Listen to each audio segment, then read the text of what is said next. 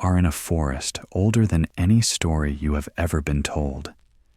It is a place without paths, a sea of birch and pine so dense that the sky is only a rumor, a few slivers of gray light between the black fingers of branches.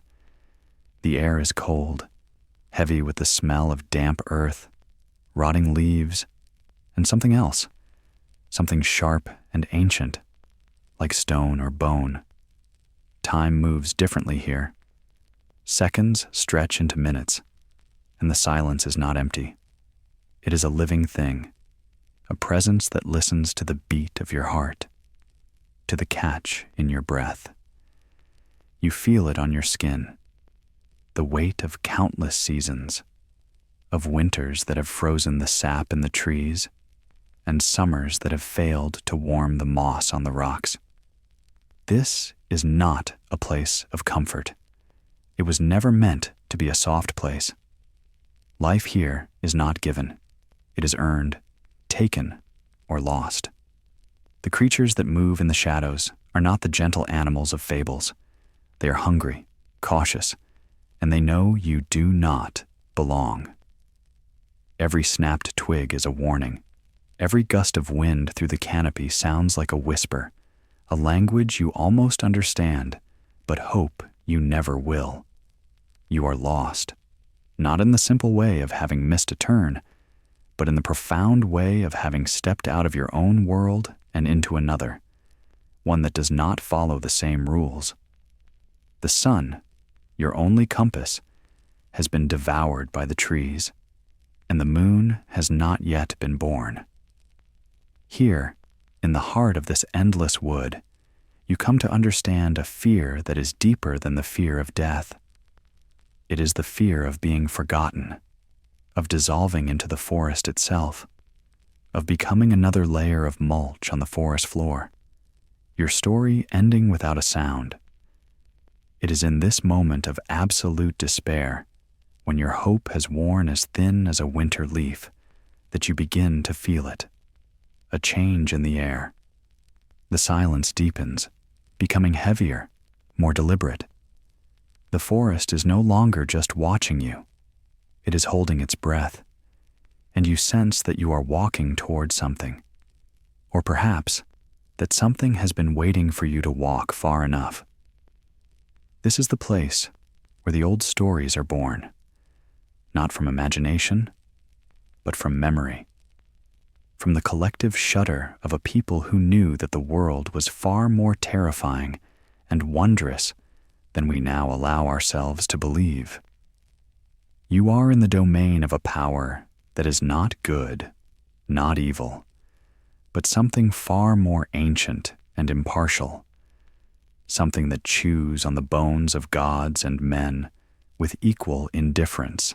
You are approaching the edge of all things known. The change is subtle at first, a shift in the character of the woods. The trees seem to grow closer together, their branches interlocking like a cage. The moss hangs in thicker, greener shrouds, muffling all sound until the crunch of your own feet on the forest floor is a deafening intrusion. The air grows colder still, carrying a strange scent, not of earth, but of smoke and iron, and something vaguely metallic and sweet, like old blood. You notice that the birds have fallen silent. The rustling of small animals in the undergrowth has ceased. It is as if the life of the forest has recoiled, drawing back from a central point, a vacuum into which all warmth and sound is pulled. And then you see it. It is not a clearing, not in the way you would expect. It is a space, an opening in the woods that feels less like an absence of trees and more like a wound in the landscape. And in the center of this wound, you see the fence. It is not made of wood. It is a palisade of human bones, sharpened and driven into the ground, their white and yellowed surfaces gleaming faintly in the deepening twilight. And atop each post sits a human skull, its empty sockets staring out into the forest, not as a warning, but as a statement of fact. This is a border. On one side is the world you knew, the world of struggle and small certainties. On the other is something else entirely. The gate, if you can call it that, is a collection of leg bones and arm bones, locked together with a jawbone for a latch. There is no menace in it, no theatrical horror. It is simply there, a piece of macabre but functional architecture. It is the quiet, matter-of-fact nature of the scene that is most terrifying. This was not built in a fit of rage or madness. It was constructed with purpose, with a kind of dreadful domesticity. This is not a fortress. It is a home. As you stand before this impossible threshold, a new light begins to bloom. It comes from the skulls. One by one, their eye sockets begin to glow with a cold, spectral fire, casting long, dancing shadows across the clearing. The light does not comfort. It illuminates, revealing the stark, brutal reality of where you are. And it is in this ghostly, flickering light that you finally see the house. It stands beyond the bone fence, a small, crooked thing, a peasant's hut made of dark, rough-hewn logs with a thatched roof that seems to sag with the weight of centuries. But it is not resting on the ground. The hut stands on two massive, scaly legs like those of a monstrous chicken. They are planted firmly in the soil, but you have the unsettling feeling that they are not fixed, that they could move, that this entire structure could get up and walk or run through the forest at a terrifying speed. The hut itself seems alive, a grotesque hybrid of architecture and anatomy. It has no windows you can see, only a single, low door that seems more like a mouth than an entrance. It faces away from you, as if in silent refusal of your presence. The stories you half remember, the whispers of old women by the fire on winter nights, begin to stir in your mind. They were just tales, you told yourself, ways to frighten children into obedience. But standing here in the cold, glowing silence, you know they were not just tales. They were maps to a place like this, a place that should not exist. You are before the home of Baba Yaga. The name itself feels like a stone in your throat. It is a name that is not meant to be spoken aloud, for to speak, it is to summon it, to acknowledge its power. She is the crone of the forest, the bone-legged witch, the guardian of the waters of life and death. She is a being who straddles the line between worlds, her feet in the mud of this earth, and her head in the smoke of the other world. You know you should turn back, that you should run and not stop until the bone fence is a distant, nightmarish memory. But your legs will not obey. There is a strange pull to this place, a terrible gravity. It is the pull of the unknown, the allure of a knowledge so profound and so dangerous that it could either grant you all you desire or utterly unmake you.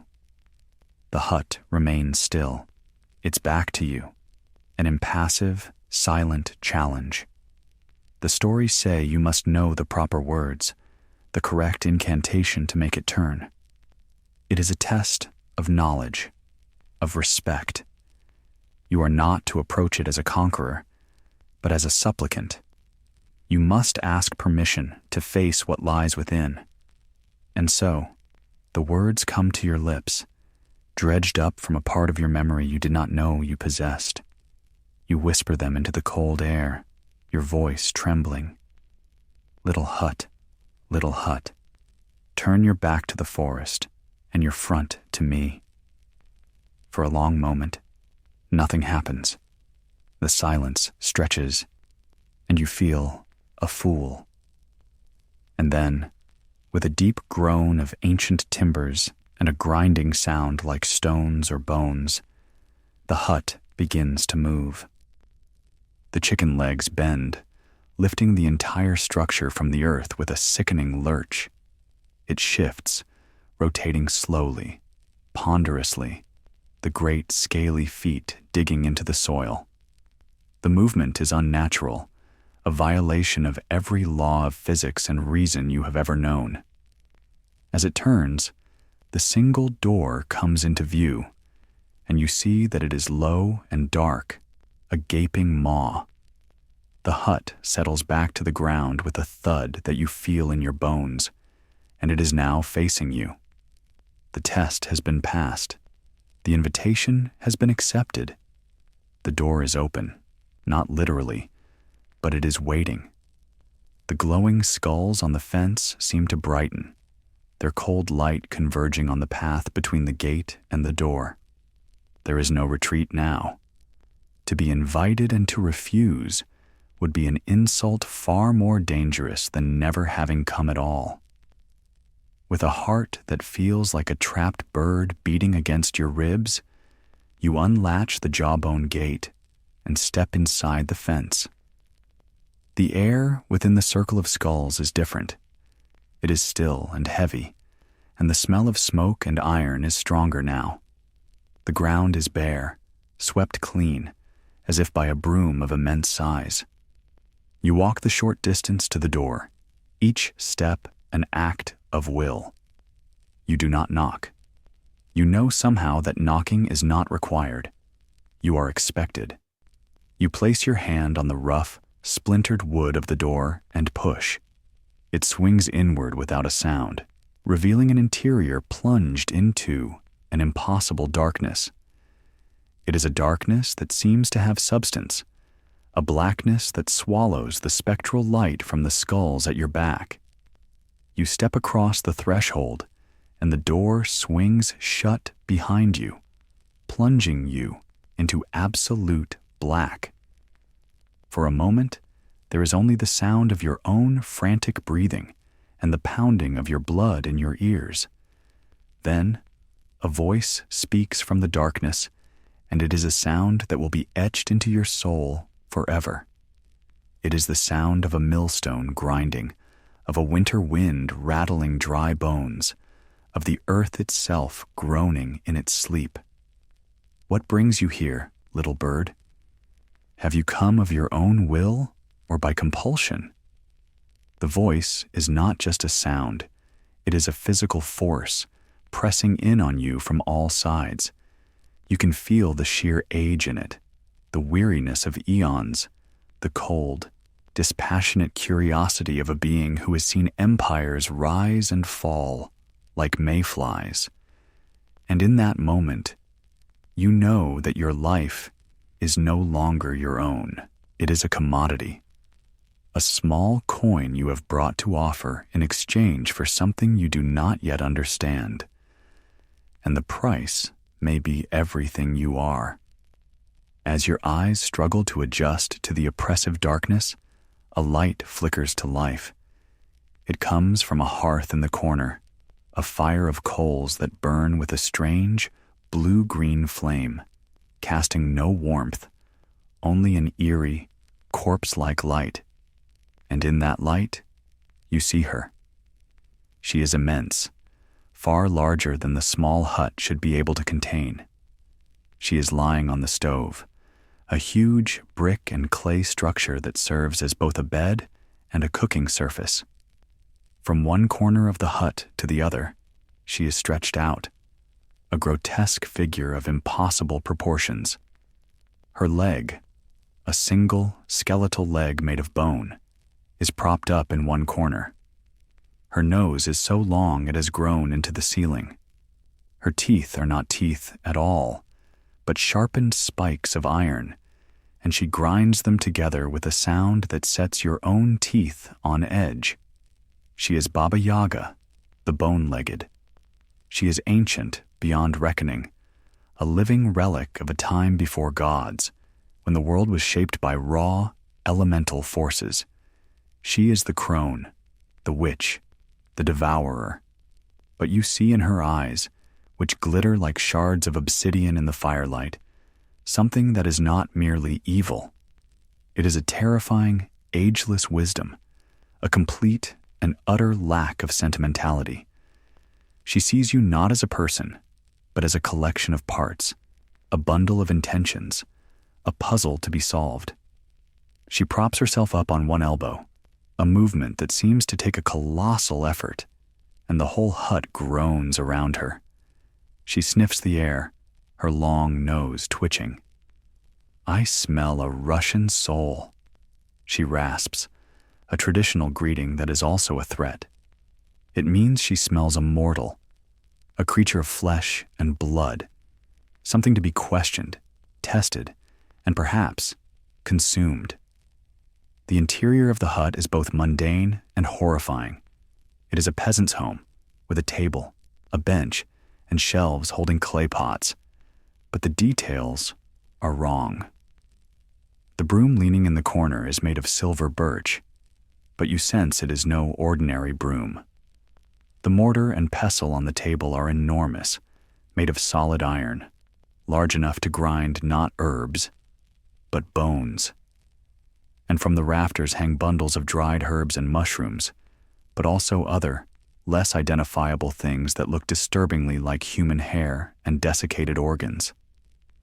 This is her world, a microcosm of her own nature, part domestic, part wild, part nurturing, part predatory. She is the keeper of the hearth, but her fire gives no warmth. She is the provider of food, but she may be the one who eats. You must answer her question. Your answer will determine your fate. The tales are clear on this point. You must be truthful, but also respectful. You must state your purpose without fear, but also without arrogance. To lie to her is to invite instant destruction. To show weakness is to be judged unworthy. You have come seeking something. Perhaps it is fire, like the girl in the story. Perhaps it is wisdom, or a magical object, or simply the way back home. You state your quest, your voice small but steady in the oppressive atmosphere of the hut. She listens, her head cocked, her black eyes unblinking. She does not seem to care about the nobility or desperation of your cause. She is interested in something else, your mettle, your spirit. When you have finished, she is silent for a long time, the only sound the rhythmic grinding of her iron teeth. Then she speaks again, her voice a low rumble.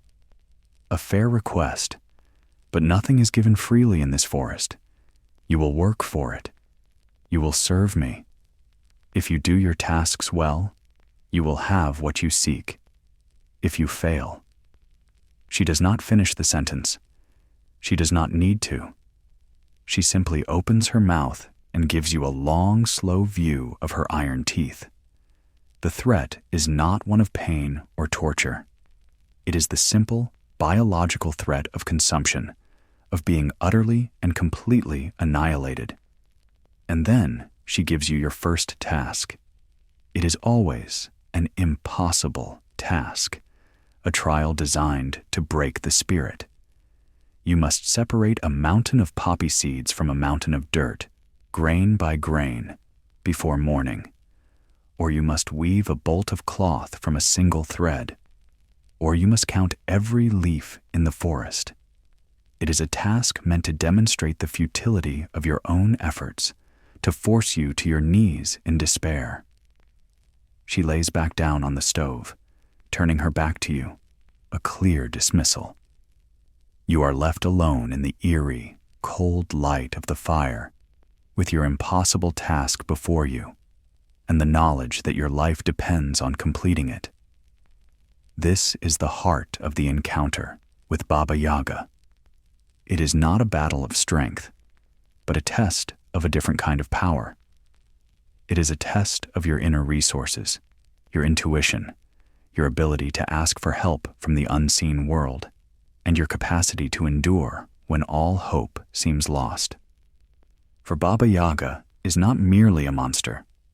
She is an initiator. She is the gatekeeper to a deeper understanding of the world and of yourself.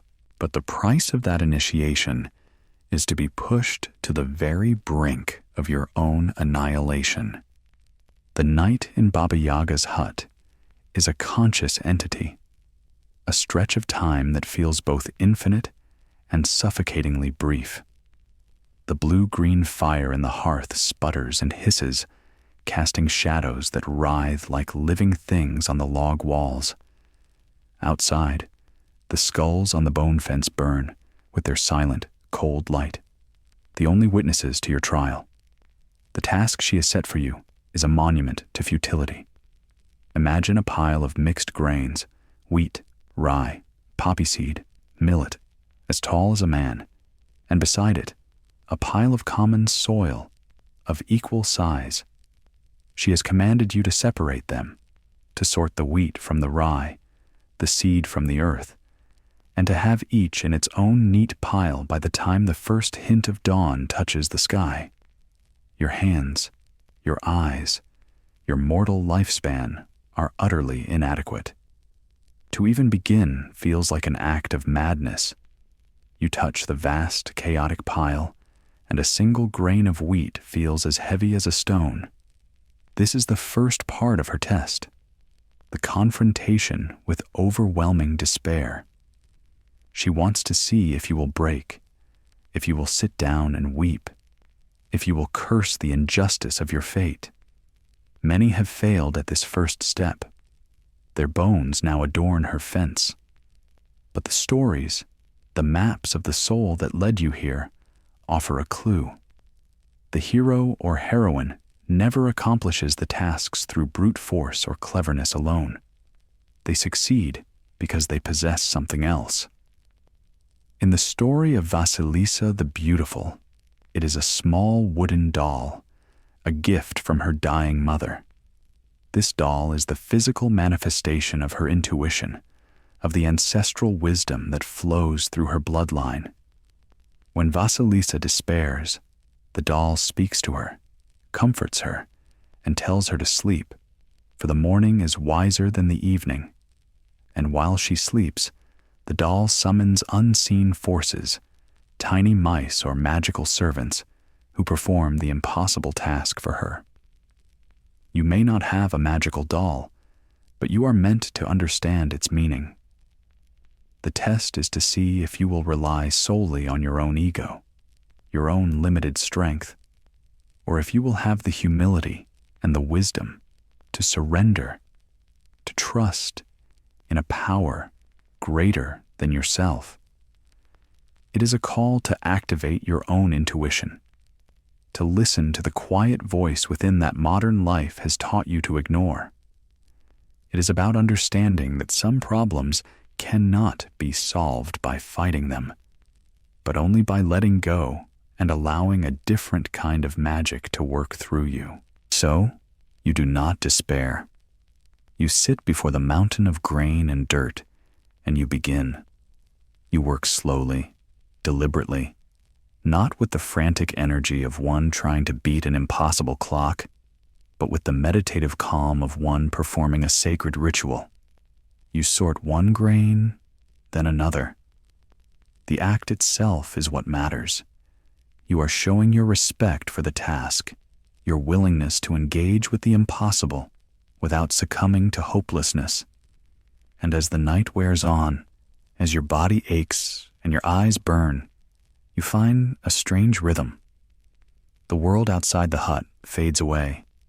There is only you, the grain, and the quiet, listening dark. And then, perhaps, help comes. It does not come with a flash of light or a chorus of angels. It arrives in the form of a strange certainty, a sudden clarity, an idea, a memory, a feeling, or perhaps you simply fall into an exhausted sleep, and in your dreams, you see hands, countless tiny hands, working tirelessly on your behalf. When you awaken, the world outside is still dark, but a subtle shift has occurred. The air is thinner, colder. Dawn is approaching. You look at your task, and you see that it is done. The mountain of mixed grain is gone. In its place are 4 neat, perfectly sorted piles, one of wheat, one of rye, one of poppy seeds, and one of soil. It is a miracle, but a quiet one. A miracle born not of divine intervention, but of your own spiritual endurance. You have passed the first test. You have shown that you are not just a creature of flesh and brute will, but a being connected to the deeper, unseen currents of the world. At that moment, the hut groans as the immense form of Baba Yaga stirs on her stove. She rises, her bony leg clattering on the clay floor, and lumbers over to inspect your work. She does not praise you. She does not smile. She simply peers at the neat piles, her black eyes glittering. She sniffs at each one, then grunts, a sound of grudging acknowledgement. She is not pleased, for it is not in her nature to be pleased, but she is not angry. You have met her challenge, but this is only the beginning. The tasks will grow harder, the stakes higher. She will demand more of you, pushing you further and further beyond your perceived limits, stripping away everything you thought you were, until only the essential core of your spirit remains. The next day, a new task is given. It is as impossible as the last, but different in nature. Perhaps she commands you to cook her a feast, but gives you an empty pantry and a fire that will not light. Or she demands you mend her clothes, but provides only a needle without an eye and a thread as thick as a rope. Each task is a riddle, a paradox designed to test a different facet of your soul. The sorting of the grain was a test of patience and your connection to the hidden world. This new task might be a test of your creativity, your ability to make something from nothing, to find a solution where none seems to exist. As before, the key is not to approach the problem head-on. To try and light a magical fire with mundane tools is to fail. To attempt to thread an impossible needle is to waste your time. You must step back, quiet your panicked mind, and look at the problem from a different angle. You must use the resources she has unknowingly provided. Her hut is not just a prison. It is a landscape of symbols. Every object holds a deeper meaning. The iron mortar and pestle are not just tools for grinding. They represent the power to break things down to their essence. The silver birch broom is not just for sweeping. It is a tool for cleansing, for travel between worlds. You must learn to see the world as she sees it, a place where everything is alive, everything has a purpose, and everything can be used, if you only know how. This is the second stage of her initiation, the awakening of magical perception. She is forcing you to see beyond the surface of reality, to understand the symbolic language of the universe. It is a dangerous and disorienting process. You begin to feel the boundary between yourself and the world dissolving. The hut breathes around you. The fire watches you. The tasks are not just chores. They are conversations with a living conscious reality. While you work, you are also being observed in other ways.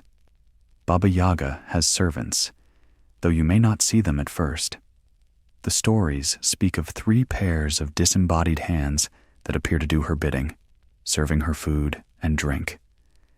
They are her agents, extensions of her will, and they are watching your every move. Are you kind? Are you cruel?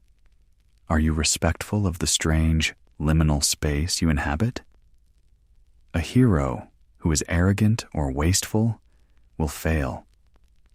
A heroine who is patient, courteous, and shows respect even to the strange, bodiless hands will be judged worthy. And then there are the horsemen. In the tale of Vasilisa, as she approaches the hut, she witnesses 3 riders. The first is a white horseman, dressed in white, who gallops past at the break of dawn. He is day. The second is a red horseman, on a red horse, who appears as the sun rises. He is the sun itself. The third is a black horseman, on a black horse, who arrives as night falls and rides straight through the gates into Baba Yaga's courtyard. He is night. When Vasilisa, in a moment of daring courage, asks Baba Yaga who they are, the crone replies simply, "They are my faithful servants." This is perhaps the most profound revelation of her power. She is not some minor, provincial witch hiding in the woods. She's a cosmic being. She commands the very forces that govern the passage of time. Day, sun, and night are not her masters. They are her servants. She exists outside of their domain, in a timeless, eternal present. The skulls that light up on her fence at dusk are lit by the passing of night. The fire in her hearth is not ordinary fire. It is a piece of the sun, a gift from another of her servants. Understanding this is crucial to surviving your encounter. You are not dealing with a malevolent old woman. You are in the presence of a fundamental force of the universe, as powerful and as impartial as gravity or time itself. She is the axis around which the world spins. And your small, human life, with its fears and desires, is of infinitesimal importance to her, unless you can prove that you understand the game you are playing. You must demonstrate that you are not just a passive victim of time, but a conscious participant in its cycles. You must show that you understand the rhythm of day and night, of work and rest, of life and death. The tasks she sets are often tied to these cycles. They must be completed by sunrise or by moonset. This is not arbitrary. It is a test of your attunement to the cosmic clock that she herself controls. To succeed is to show that you are in harmony with the natural order of the universe, an order that she embodies in its most raw and terrifying form. After days that feel like years, after trials that have stripped you down to the bone, you complete the final task. You have sorted the unsortable, created from nothing, and answered the unanswerable. You have not done it with strength, but with surrender. Not with cleverness, but with wisdom. Not with pride, but with humility. You stand before Baba Yaga for the last time. She has been watching you, not with her eyes, but with the forest itself, with the walls of the hut, with the very air you breathe. She knows you have succeeded. She knows you have changed. You are no longer the lost, frightened soul who stumbled into her clearing. You have been unmade and remade in the crucible of her impossible demands. Now comes the final part of the ritual, the question. She allows you to ask, but this too is a test, perhaps the most dangerous of all. You can ask about what you have seen, about the disembodied hands, about the horsemen. But you must not ask about everything. There are some secrets that are not for mortals to know. To be too curious is a form of arrogance, a sign that you have not learned the lesson of humility. In the story, Vasilisa asks about the horsemen, a question about the external world, about the nature of Baba Yaga's power. The crone answers her. But when Baba Yaga asks if she has other questions, Vasilisa wisely replies, "That is enough for me." You yourself have said that too much knowledge makes one old. This is the correct answer. It shows that she understands the limits of human comprehension, that she respects the mystery. Baba Yaga is pleased by this. She sees that Vasilisa has truly learned her lesson, but she also gives a warning. She tells Vasilisa that she dislikes those who are too inquisitive and that she eats them. You have shown restraint. You have shown wisdom. You have passed the final test. And so, she grants you your reward. It is never what you expect. If you came for fire, she does not give you a lit torch. She gives you one of the skulls from her fence, its eyes still burning with an unholy, eternal flame. A fire that will consume your enemies, but leave you unharmed. If you came for wisdom, she does not give you a book of secrets. She gives you a single, cryptic phrase that will unlock the mysteries of your own life when the time is right.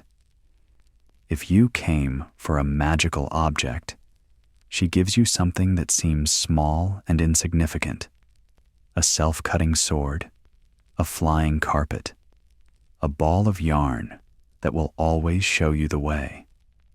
The gift she gives is always a tool for your own empowerment. She does not solve your problems for you. She gives you the means to solve them yourself. This is the ultimate boon of the initiator. Not a prize, but a key. She has tested you, broken you, and remade you. And now, she sends you back into the world, armed with a power you did not possess before, a power that you have earned. She dismisses you with a grunt. She has lost interest. Her purpose is fulfilled. You have been weighed, you have been measured, and you have not been found wanting. You turn and leave the hut, stepping out of the oppressive darkness and into the gray, pre-dawn light. The door swings shut behind you. You walk through the jawbone gate, past the fence of skulls, and back into the forest. As you look back, you see the hut's great chicken legs bend and lift. It turns its back on you once more, becoming again just a crooked, silent cabin, as if it wants to forget you were ever there. You walk away, and as the sun begins to rise, you hear a great rushing sound behind you, the sound of the white horseman, Day, galloping past to begin his journey across the sky. You carry your gift, your burning skull or your ball of yarn, and you feel its strange power thrumming in your hand.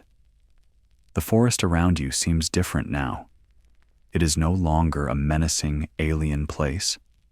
You can read its language now, in the patterns of the leaves, in the calls of the birds. You are no longer lost. You have a purpose and a path. The path leads you out of the ancient wood and back to your own world. But you are not the same person who entered. You carry the mark of your encounter, the scent of smoke and iron in your soul. You have been to the house of the bone-legged woman, the crone who lives at the edge of the world. You have faced the terror of the impossible, and you have survived. You have looked into the face of the great cosmic mystery, and it has, for reasons of its own, allowed you to live. You have earned your life, your soul, and the wisdom that can only be found in the deepest, darkest parts of the wood. To truly understand the function of Baba Yaga, we must look closer at the story of Vasilisa the Beautiful, for it is the most complete and psychologically rich of all the tales involving the crone. It is not just a story of a witch in the woods. It is a profound allegory for female initiation, for the journey from powerless maiden to sovereign woman. Vasilisa begins as a classic fairy tale heroine, beautiful, kind, and tragically orphaned. Her dying mother gives her a small wooden doll with the instruction to feed it and consult it in times of trouble. This doll is the story's most crucial symbol. It represents matrilineal wisdom, the ancestral knowledge passed down from mother to daughter. It is intuition, the inner voice, the sacred feminine power that has been suppressed but not extinguished.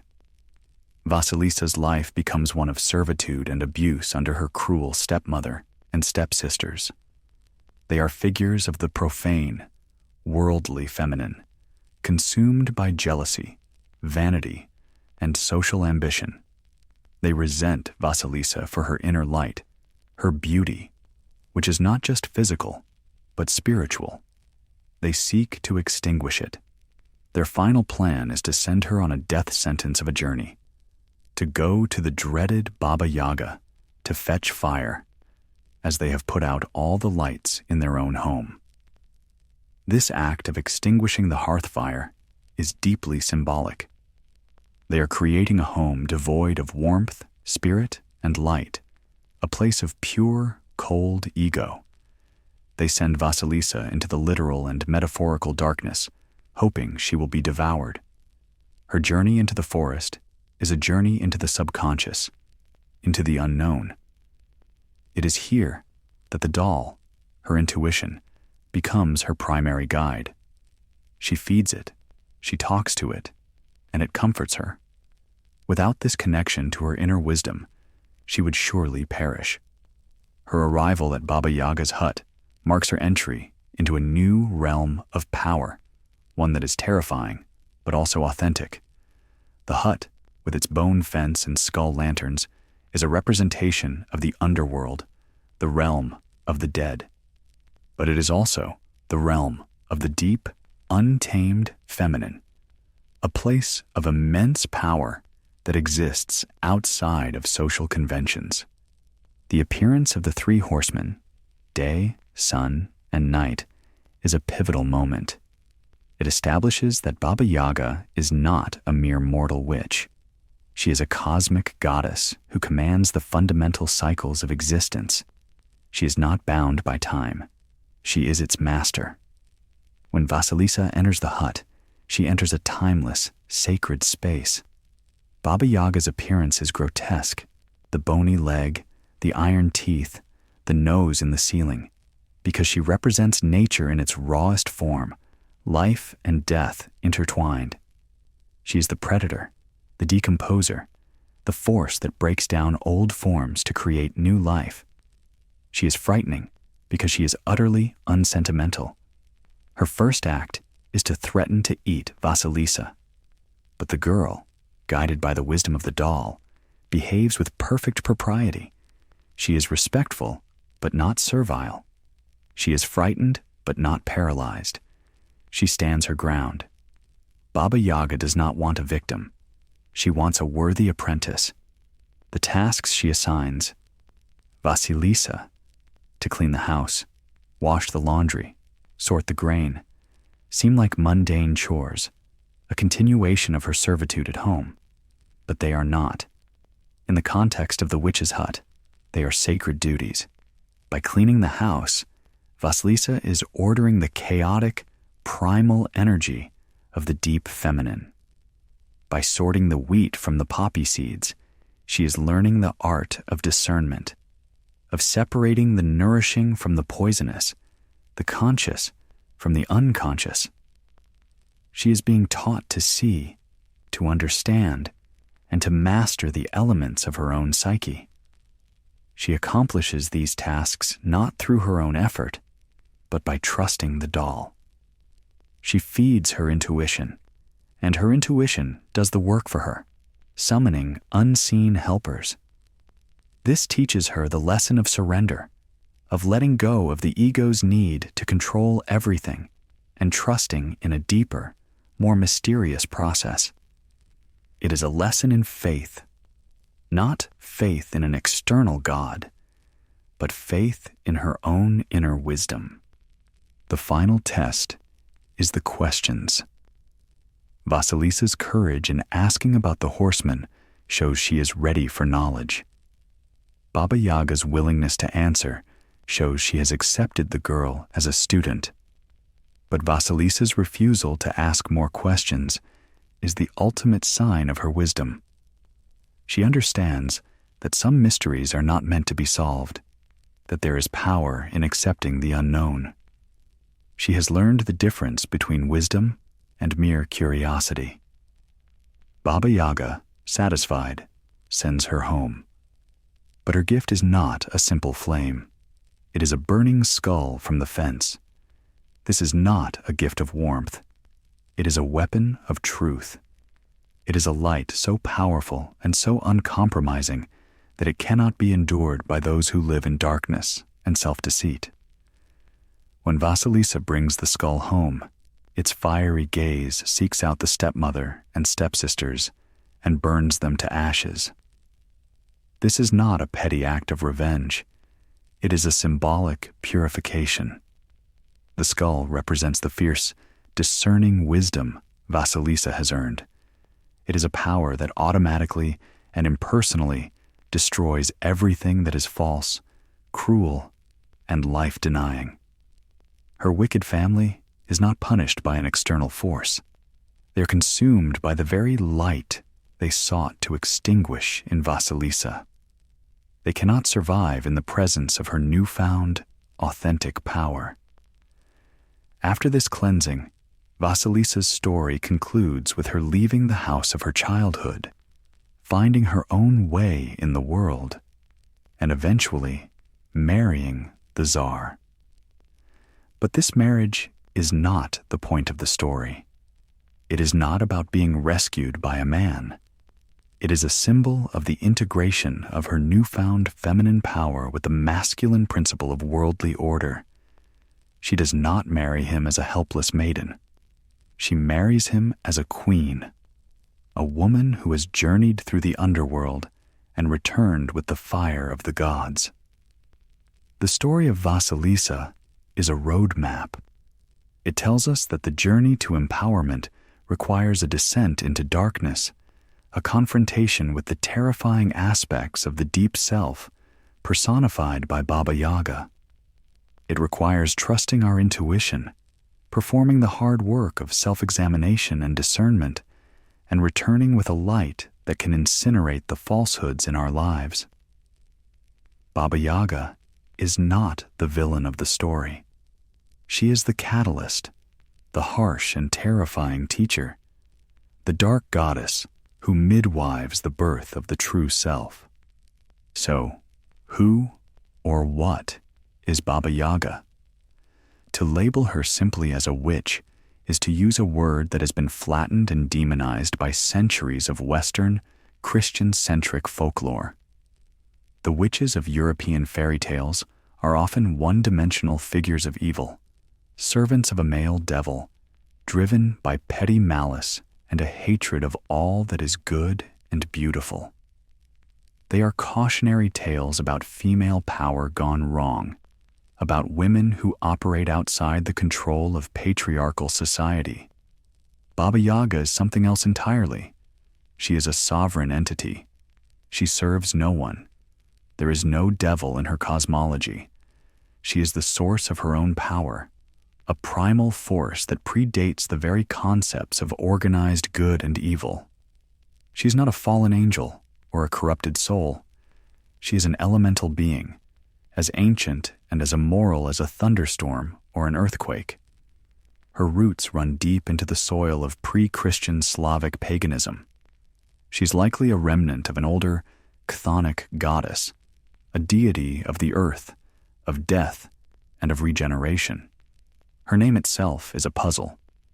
Baba can mean an old woman, a grandmother, or a sorceress, while Yaga is of uncertain origin, possibly related to words for horror, anger, or even snake.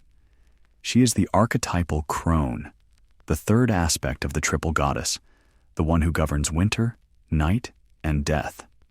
But in the old pagan understanding, death was never an end. It was always part of a cycle. The crone who takes life is also the one who holds the wisdom of rebirth. Her bony leg signifies her connection to the world of the dead. She has one foot in the realm of the living and one in the underworld, Nav. She is a psychopomp, a guide of souls, a being who can travel freely between the worlds. This is why her hut is a portal. When you step inside, you are no longer in the mundane world. You are in a liminal space, a place between life and death, where the rules of time and space no longer apply. This is why she can command day, sun, and night. She resides at the still point of the turning world. Her association with the forest is also key. The forest in Slavic folklore is not the tamed, romantic woodland of Western stories. It is the other world, a place of immense power and danger, the domain of spirits, demons, and ancient gods. To enter the forest is to leave the safety of human society and civilization. Baba Yaga is the personification of this wild, untamed nature. She is its heart, its will, its consciousness. She represents everything that cannot be domesticated, controlled, or explained by human reason. She is the wild feminine, a power that is fertile, creative, and nurturing, but also destructive, predatory, and terrifying. She is the great mother in her dark aspect, the womb that is also the tomb. This is why she is so often portrayed as a cannibal. Her desire to eat the hero is symbolic. It represents the process of initiation. To be eaten by the goddess is to be broken down, dissolved, to have your old self annihilated so that a new self can be born. Those who are unworthy are simply consumed and become part of the earth. Their bones build her fence. Those who are worthy are metaphorically consumed and then regurgitated, reborn with new power and wisdom. Her cannibalism is not about hunger, it is about transformation. The iron mortar and pestle she rides in are also deeply symbolic. The mortar is a classic feminine symbol, the receptive vessel. The pestle is a masculine symbol, the active, generative force. That she possesses and controls both shows her completeness. She is a self-contained androgynous being who needs no partner. She generates her own power. She flies through the air, not on a simple broom, but in this vessel of creation and destruction, sweeping away her tracks with a broom of silver birch, a tree associated with protection and new beginnings.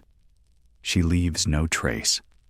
She is the ultimate mystery, a force that acts upon the world but can never be pinned down or fully understood. One of the most fascinating aspects of Baba Yaga is her ambiguity. She is perhaps the most morally complex figure in all of folklore. In some tales, she is an outright villain. She hunts and eats children.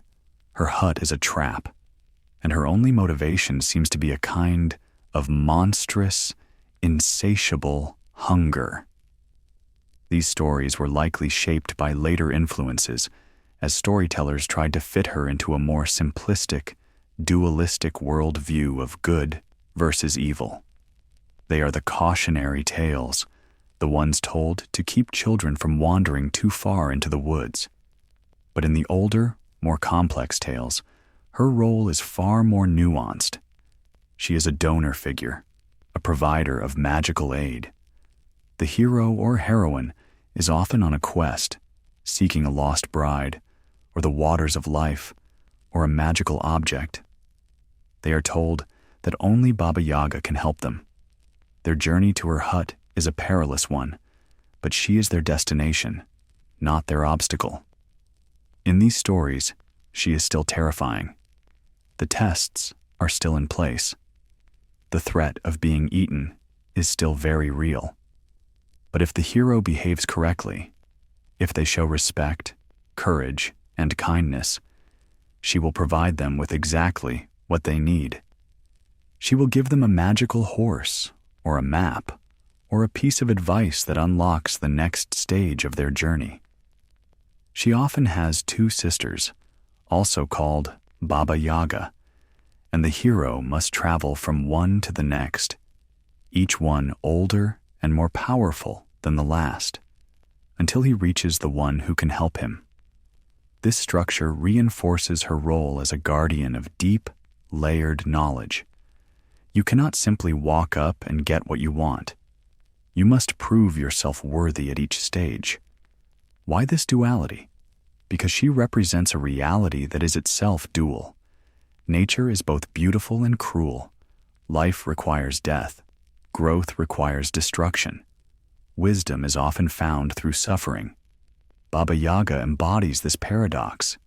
She is the recognition that the things that test us and frighten us the most are often the sources of our greatest strength.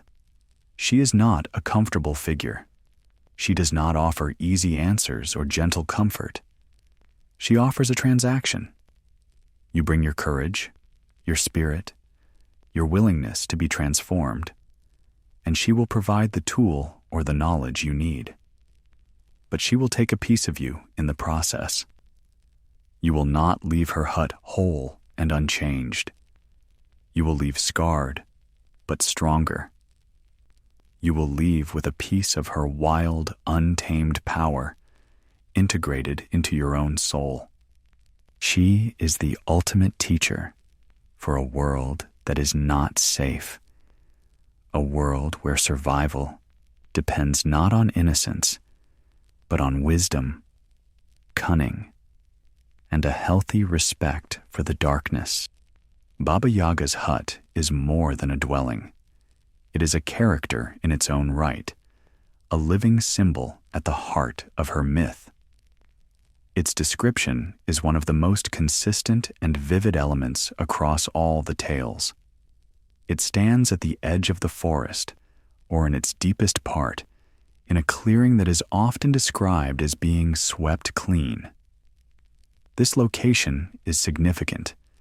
It is a threshold, a liminal space between the civilized world of the village and the untamed wilderness of the forest, which is to say, between the conscious and the unconscious mind, between the world of the living and the world of the dead.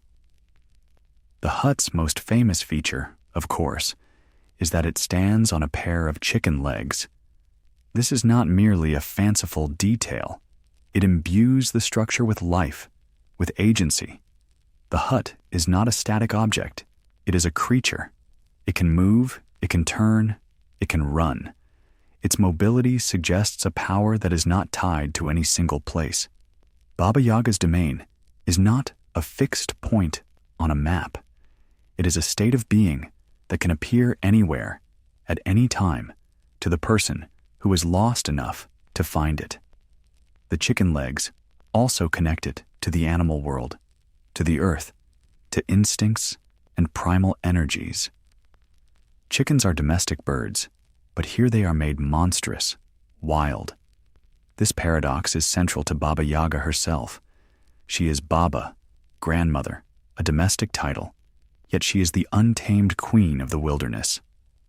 The hut is the perfect expression of her nature, a bizarre fusion of home and monster.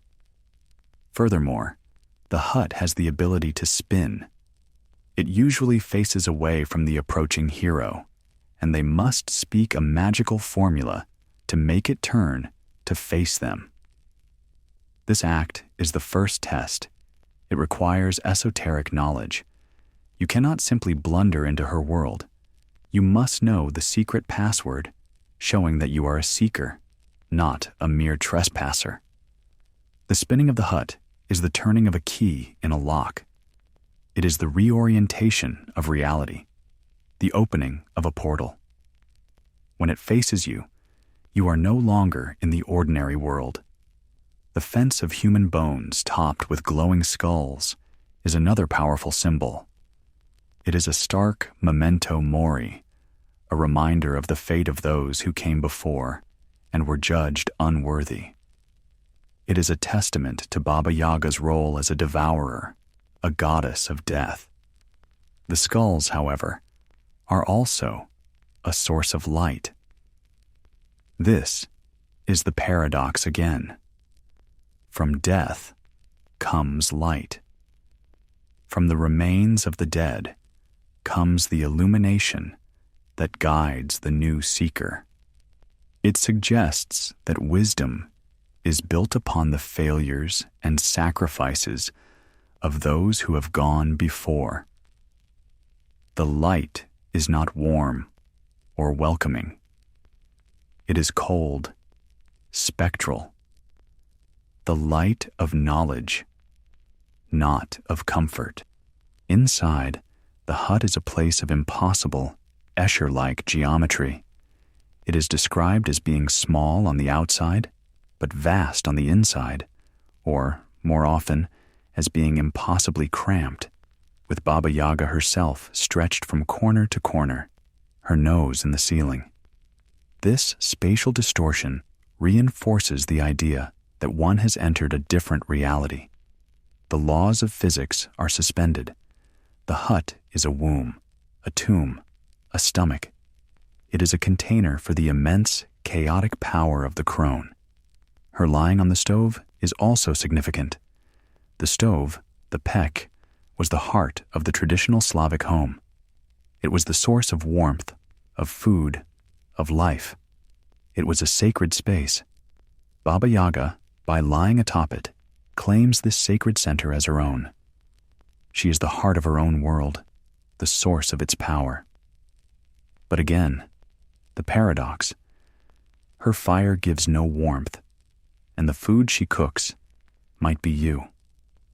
She subverts the traditional image of the nurturing grandmother at the hearth, turning it into something terrifying and predatory. The hut, then, is not just a stage for the story. It is a symbolic landscape that the hero must navigate. Every element, the legs, the spinning, the fence, the interior space, is a piece of the puzzle, a part of the initiation. To survive the encounter with Baba Yaga, one must learn to read the language of her home. One must understand that it is both a trap and a sanctuary, a place of death and a place of rebirth. It is the crucible where the soul is tested. The hero enters as base metal, and if they survive the fire of her trials, they emerge forged into something new, something stronger, something that gleams with the cold, hard light of a skull on a fence post. The house on chicken legs is one of the most enduring and powerful images in folklore because it perfectly captures this blend of the mundane and the magical, the domestic and the monstrous, the safe and the profoundly dangerous, which is the very essence of the deep, transformative journey itself. The tools and companions of Baba Yaga are as strange and symbolic as her home. She is rarely depicted alone. She is a being of immense power, and that power is expressed through the agents and objects she commands. Central to her legend is her unique mode of transportation. She does not walk with her bony leg, nor does she rely on her chicken-legged hut to travel long distances. Instead, she flies. But she flies not on a broomstick, the common vehicle of the Western witch. She flies in a great iron mortar, rowing through the air with the pestle as if it were an oar, and sweeping away the tracks of her passage with a silver birch broom. Each of these elements is laden with meaning. The mortar and pestle are ancient tools used for grinding grain, for transforming hard seeds into life-giving flour. They are instruments of transformation. The mortar, the hollow vessel, is a powerful feminine symbol, representing the womb, the cauldron of creation. The pestle, the solid grinder, is a phallic, masculine symbol. By flying in the mortar and steering with the pestle, Baba Yaga wields both principles. She is a complete, self-contained creative and destructive force, a primordial androgynous power who requires nothing outside of herself. The fact that the mortar is made of iron connects her to the earth's deepest core, to the chthonic realms. Iron is the metal of blood, of war, and of magic in many traditions. Her use of the broom to sweep away her tracks is also significant. It speaks to her elusive, mysterious nature. she leaves no trace. Her passing is like that of a spirit or a gust of wind. She cannot be followed, tracked, or pinned down. She appears, she acts, and she vanishes. This reinforces her connection to the other world and her status as a being who operates outside the laws and scrutiny of the human world. Her servants are equally bizarre. We have mentioned the three horsemen, day, sun, and night, who are not her companions, but her faithful servants, establishing her cosmic dominion. But within her hut, her will is often carried out by a pair or three pairs of disembodied hands. These hands appear from nowhere to serve her meals, stoke her fire, and perform chores. They are eerie, unsettling figures, pure function without form or personality. They represent the unseen forces that are always at work in the world, the invisible machinery that operates behind the veil of reality. The hero's interaction with these hands is often a test. Showing them kindness or disgust can seal one's fate. They must be accepted as part of the strange reality of Baba Yaga's world. Beyond these servants, Baba Yaga is also the mistress of the beasts and the elements. She can call the winds, summon the snow, and speak the language of all animals. The forest itself is her ally and extension. In many tales, heroes who are kind to animals on their journey to her hut are later aided by those same animals during her impossible tasks. A mouse might help sort the grain. A bird might retrieve a lost object. This is a common folklore trope, but in the context of Baba Yaga, it carries a specific weight. It shows that to gain the favor of the great, terrifying goddess of nature, one must first show respect to her smaller, more humble manifestations. One must be in right relationship with the entire natural world, not just its powerful, central deity. Her power is not just magical, it is ecological. She is the consciousness of the entire ecosystem, and to harm one part of it is to offend her directly. Finally, there is the question of her family. Sometimes, she is a solitary figure. At other times, she is one of three sisters, all named Baba Yaga, who live in huts scattered across the forest. This triplicity connects her to the ancient archetype of the triple goddess, maiden, mother, and crone, and to the three fates who spin, measure, and cut the thread of life. The hero must journey from the youngest to the oldest sister, a journey deeper into the heart of mystery and fate. In other tales, she has a daughter, a beautiful but sometimes monstrous being whom the hero might seek to marry. This adds another layer of complexity. Baba Yaga becomes not just a terrifying witch, but a formidable mother-in-law, a guardian of the feminine who tests the worthiness of any man seeking to join with it. Her tools, her servants, and her relationships all paint a picture of a being who is far more than a simple hag in the woods. She's a nexus of power, a sovereign queen of a hidden kingdom whose influence extends from the smallest mouse to the sun itself. She is the ultimate matriarch, whose family is the forest and whose servants are the fundamental forces of the cosmos. What is the purpose of the impossible task? In myth and folklore, the hero is constantly confronted with trials that seem insurmountable. These are not merely plot devices to create suspense. They are symbolic representations of the process of psychological and spiritual development. Baba Yaga is the master of the impossible task. Her trials are specifically designed to strip away the hero's reliance on their own ego and brute strength, forcing them to access deeper, more subtle forms of power. When she commands Vasilisa to sort a pile of wheat from a pile of poppy seeds, she is not just testing her patience. She is teaching her discernment. Wheat is a symbol of life, of nourishment, of the conscious world. Poppy seeds are a symbol of sleep, dreams, oblivion, the unconscious. Vasilisa must learn to distinguish between these two realms within herself. She must separate what is life-giving from what leads to unconsciousness. It is a task of profound self-awareness. And significantly, she cannot do it alone. She must rely on the doll, her intuition, which summons the mice, the small, instinctual parts of the psyche, to do the work while her conscious mind rests. The lesson is that this kind of deep psychological sorting cannot be achieved by the force of will alone. It requires surrendering to the instinctual, intuitive parts of ourselves. Another common task is weaving.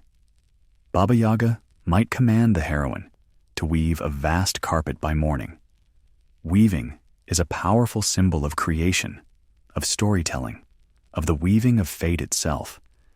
To be commanded to weave is to be asked to take control of your own destiny, to create your own story. The impossibility of the task, the lack of time, the single thread, suggests that our own lives are a fabric woven from countless threads, many of which are not of our own making. The successful completion of the task signifies the heroine's mastery over her own narrative, her ability to create a meaningful pattern out of the chaos of her life. The task of fetching an object from a distant, dangerous place is a classic hero's quest. Baba Yaga might send the hero to the land of the thrice ninth kingdom to retrieve the water of life or a golden apple. This is a journey into the deepest parts of the other world, the collective unconscious. The object to be retrieved is a symbol of the ultimate boon, the treasure that is found only in the depths. It might be immortality, the water of life, or spiritual wholeness, the golden apple. Baba Yaga's role here is that of the master who sends the apprentice on their most perilous and important journey. These tasks are not punishments. They are initiations. An initiation is a ritualized process of transformation, often involving a symbolic death and rebirth. The hero who arrives at Baba Yaga's hut is, in a sense, an adolescent soul. They may be kind and good, but they are passive, untested, and powerless. They are victims of circumstance. The impossible tasks are the crucible that burns away this passivity. The despair the hero feels when confronted with the task is the symbolic death of their old, limited self, the death of the ego that believes it can solve everything. The miraculous completion of the task is the rebirth. The hero awakens to a new sense of their own power, a power that comes not from the ego, but from their connection to the deeper, magical currents of the universe. This is why Baba Yaga is such a crucial figure for our modern, rational world. We are taught to solve problems with logic, with effort, with technology. We believe that every problem has a rational solution that can be achieved through hard work. Baba Yaga's tasks teach us a different lesson.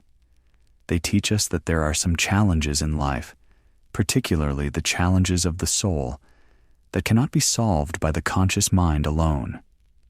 They require a different approach, a radical act of trust in the unknown, a surrender to intuition, and a willingness to ask for help from the hidden parts of ourselves. They teach us that sometimes the most powerful thing you can do is to stop trying, to go to sleep, and to let the morning be wiser than the evening. Baba Yaga, therefore, is the great teacher, of what the psychologist Carl Jung called active imagination. She forces the hero to engage with the symbolic, archetypal world and to integrate its wisdom into their conscious life. The impossible task is the doorway to this integration. It is the koan that breaks the rational mind and opens it up to the miraculous. And the hero who emerges from her hut is no longer just a person. They are an individual who has confronted the chaos of the unconscious and has emerged with a new, more complete understanding of themselves and the world. In the landscape of global folklore, Baba Yaga stands as a unique and formidable figure, resisting easy categorization when compared to her counterparts in Western traditions. The most obvious comparison is to the wicked witch of tales like Hansel and Gretel, or the evil queen in Snow White. These figures share some superficial traits with Baba Yaga. They are often old, ugly, live in the forest, and pose a threat to the story's young protagonists. They are associated with magic and cannibalism. However, the differences are far more profound than the similarities. The witches of the Brothers Grimm are, for the most part, unambiguously evil. Their motivations are simple and malevolent: greed, vanity, a hatred of innocence. The witch in Hansel and Gretel builds a house of gingerbread for the sole purpose of luring children to eat them. The evil queen wants to kill Snow White purely out of jealousy. They are obstacles to be overcome, villains to be destroyed. Their defeat is a victory for good over evil. Baba Yaga's morality is not so simple. As we have explored, she is not purely a villain. She is a gatekeeper, a tester, an initiator. While she may threaten to eat the hero, she is just as likely to help them, provided they prove their worth. Her motivations are not petty or personal. They are cosmic. She is not interested in the hero's destruction. She is interested in their transformation. She does not represent evil, but a terrifying, amoral power that is a fundamental part of the natural order. A hero does not simply defeat Baba Yaga and go home. A hero survives her, learns from her, and is forever changed by the encounter. Another crucial difference is her sovereignty. The witches of Western Europe, especially after the medieval witch hunts, were almost always framed as servants of the devil. Their power was not their own. It was a gift from a malevolent masculine source in exchange for their souls. They were members of a satanic conspiracy against God and mankind. Baba Yaga serves no one. She is her own master. There is no mention of a devil or any such figure in her stories. Her power is inherent, ancient, and deeply connected to the earth and the elements. She represents a form of untamed, pre-Christian, feminine power that has not been subjugated by a patriarchal, religious structure.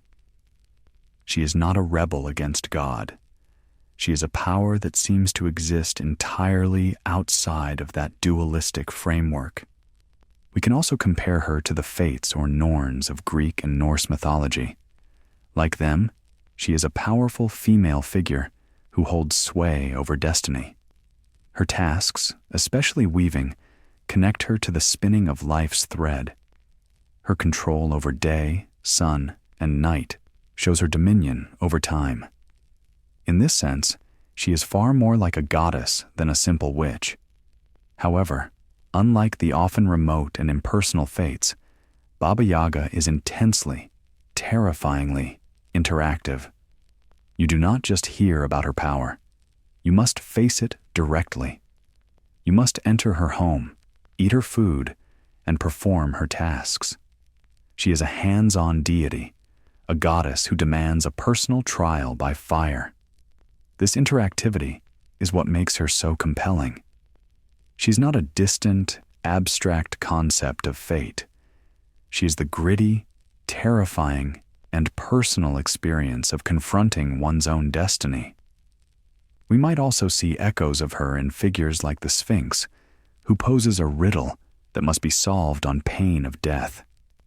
Like the Sphinx, Baba Yaga tests the hero's wisdom and worthiness, but her tests are more holistic. They are not just intellectual riddles.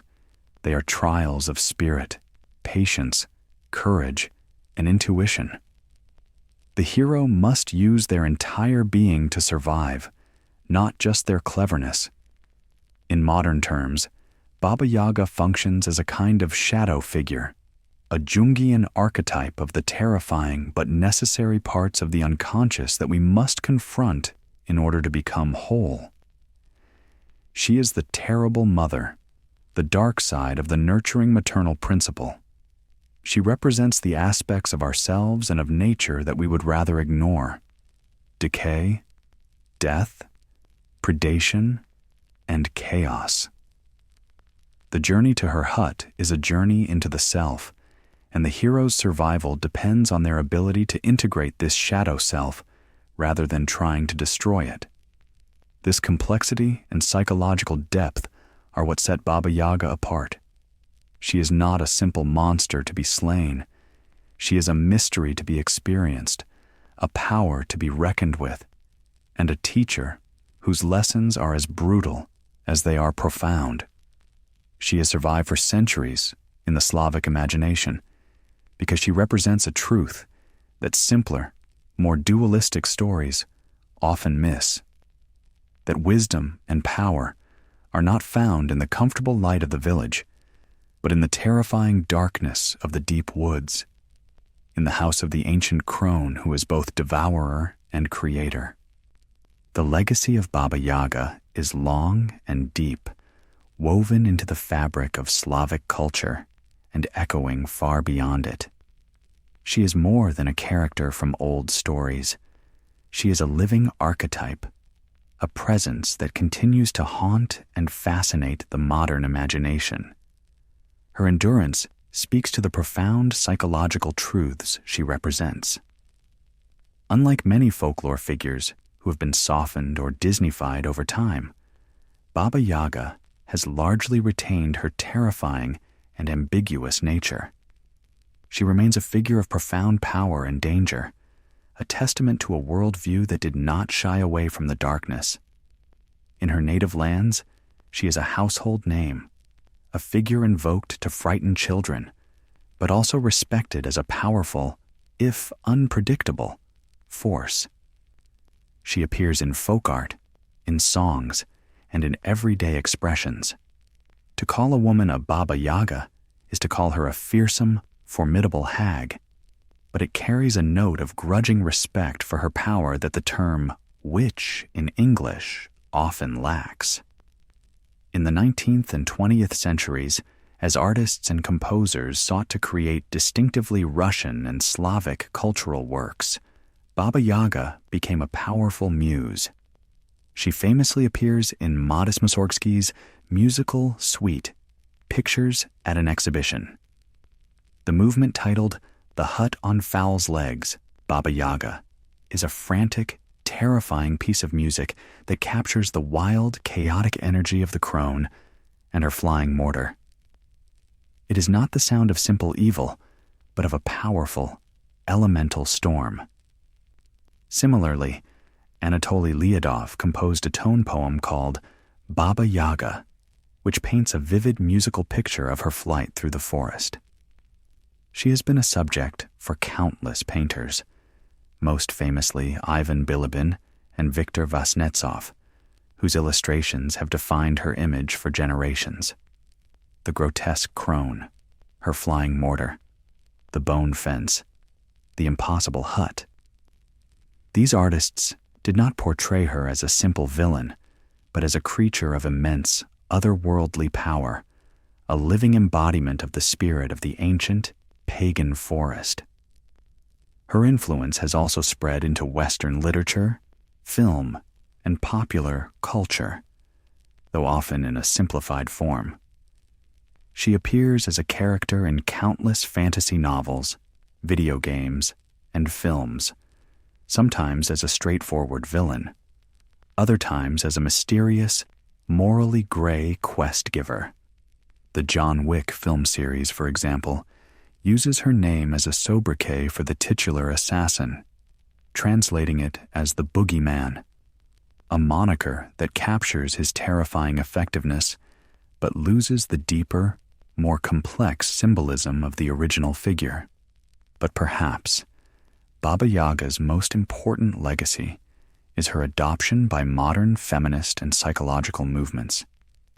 As a powerful, independent female figure who is not defined by her relationship to men, who serves no male authority, and who is the sovereign of her own domain, she's become a potent symbol of untamed feminine power.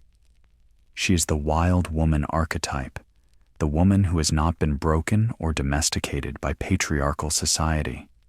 She is the crone in all her glory, the repository of a wisdom that society often fears and devalues.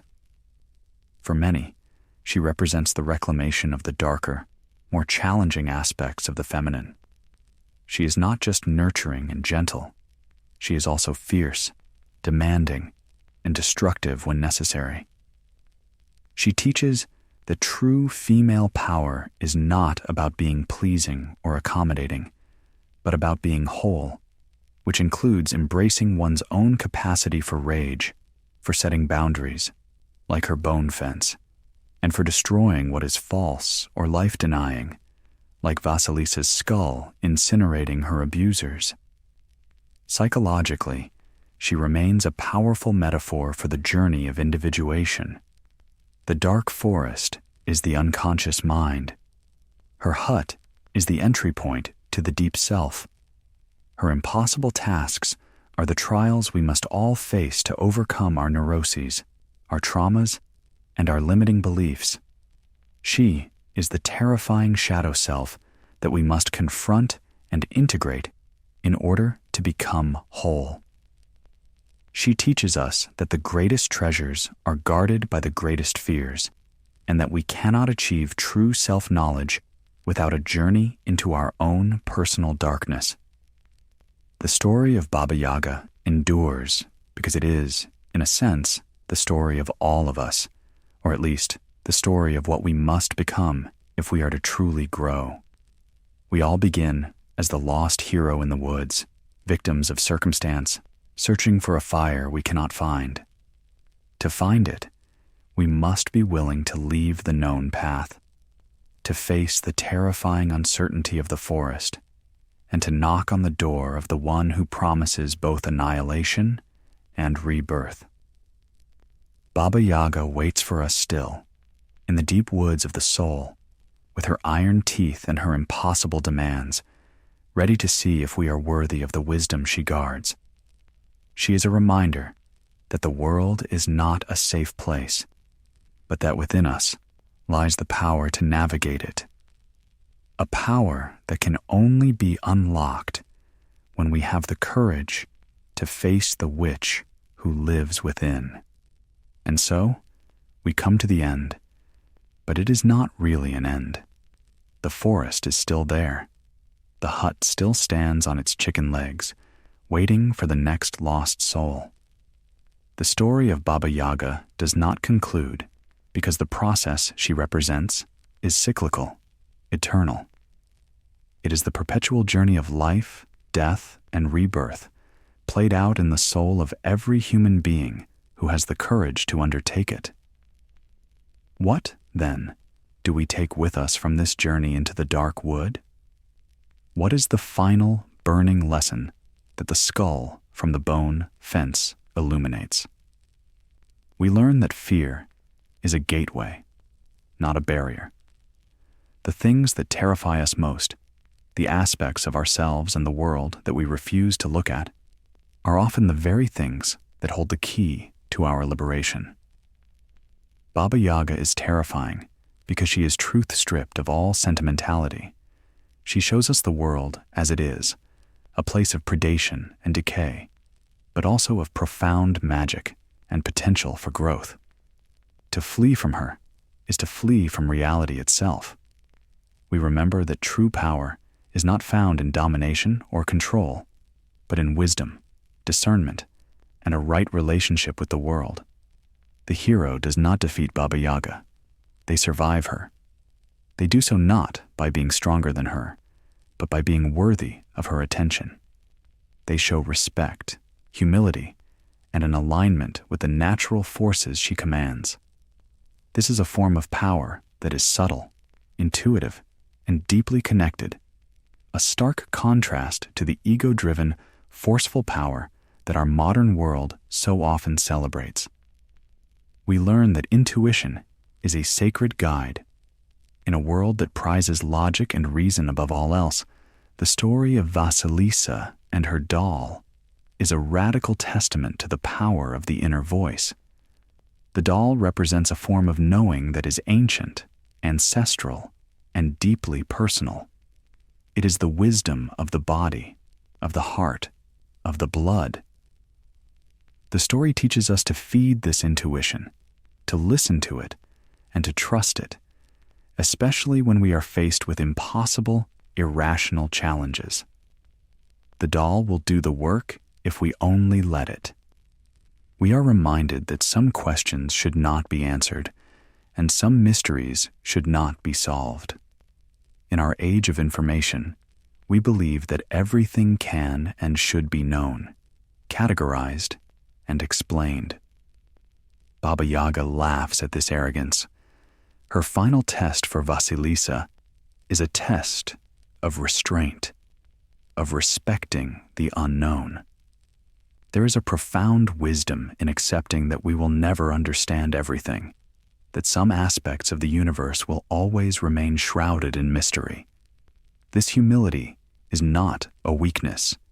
It is a source of awe and wonder, a gateway to a richer, more magical experience of reality. And finally, we learn that transformation is a brutal, painful, and necessary process. We do not become stronger, wiser, or more whole by remaining in our comfort zones. We must be willing to be broken down, to have our old selves metaphorically devoured by the great, dark mother. We must face the impossible tasks, sort the grains of our own psyche, and emerge from the crucible with the fierce, illuminating power of the skull. Baba Yaga is the personification of this harsh, alchemical process. She is the divine catalyst, the terrible angel of our own becoming.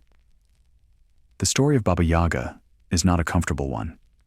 It does not offer easy solace or a guarantee of a happy ending. It offers something far more valuable, a map for navigating the darkness, both within and without.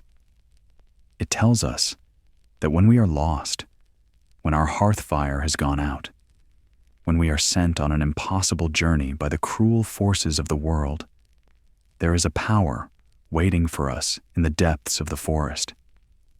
It is a terrifying power, a demanding power, a power that may consume us, but it is also a power that holds the fire we seek, the wisdom we need, and the key to our own rebirth. The forest is deep, and the night is long, but the hut is always there, waiting for those who are brave enough to seek it and wise enough to survive it. The skulls are burning, and Baba Yaga is home, grinding her iron teeth and waiting with the patience of eternity for you.